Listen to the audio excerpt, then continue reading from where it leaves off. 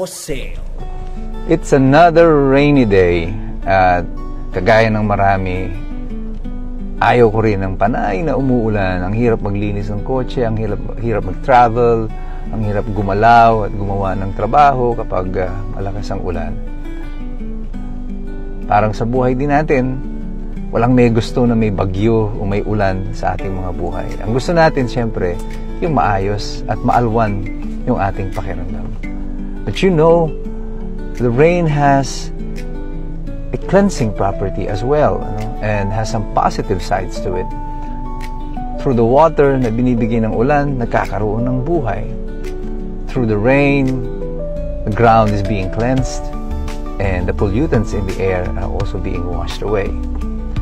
Sa ating mga buhay, importante din na dumadanas tayo sa ganitong klase ng mga pagsubok at mga problema, sapagkat sa pamamagitan nito, we are able to go through this cleansing process. Hindi ka bibigyan ng Diyos ng problema o mga dinaranas mo sa buhay ngayon dahil lang paborito kanyang saktan. The plans of God for you are great. He plans to prosper you.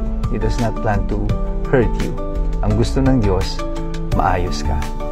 Sometimes, it is only through the rains and the storms in our lives na tayo ay nagiging maayos.